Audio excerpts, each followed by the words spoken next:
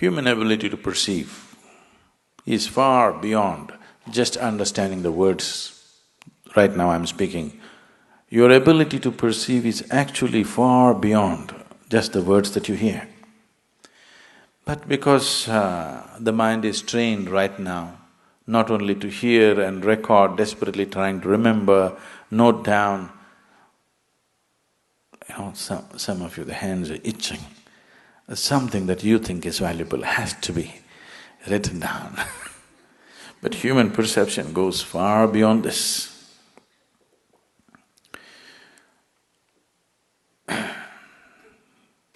Recently I was just 4 days ago, I was in discussion with one of the top-level environmental scientists in this country, and we were just talking about it.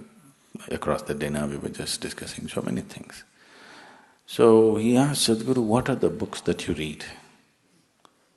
I said, I read Asterix and Dennis the Menace, that's my reading. I don't get to read anything because all the time I'm traveling, if I read a newspaper, that's a big deal.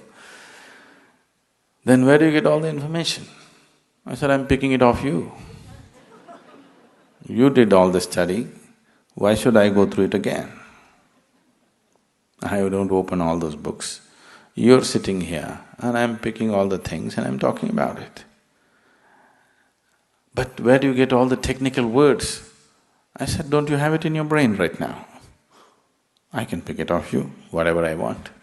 I won't go about studying all that nonsense because anyway, the jargon doesn't mean anything to me. Because human perception is way beyond that. That's why I'm going on telling you, just be with me, just be with me. If you can simply be with me, your ability to perceive this is far more than writing down every word of what is said. If you have all these words, you still won't know anything. Actually, shall I tell you the secret? Buy yourself an Oxford dictionary. Everything that I say is already there. No? You just have to arrange it. It doesn't get you anywhere that way. So to enhance perception is very important because only what you perceive you know. Rest is all stories and imagination, isn't it? What you perceive and you experientially know, that's all you know. Rest are just empty stories. It doesn't matter how great the story is, it is still an empty story which won't make a difference in your life. If it has to make a difference in your life, there must be an experiential dimension to it. That will happen only if you perceive. You heard of Vivekananda? He's the first yogi who came to this country in 1893 and made a little bit of waves in those days. So he also went to Europe on his way back from United States and happened to be a guest of a German philosopher.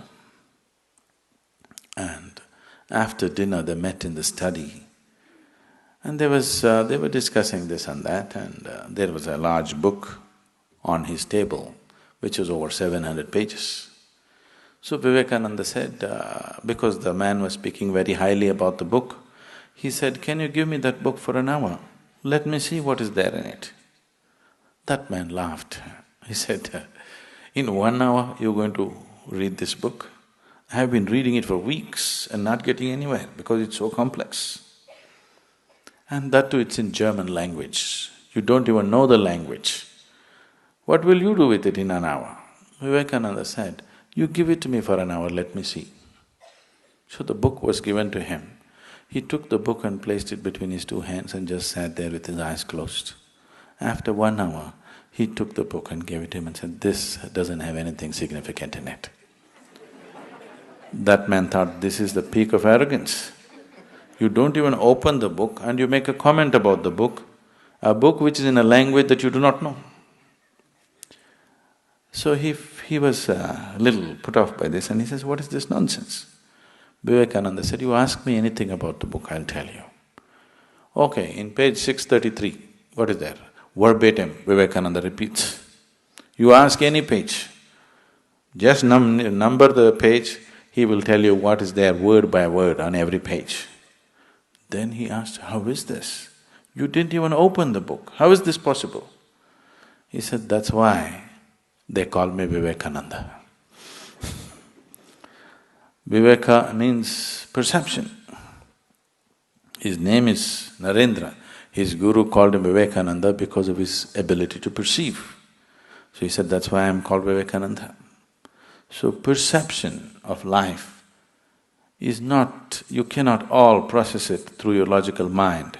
It doesn't work like that, because logic will filter out so much of your life without which you cannot live.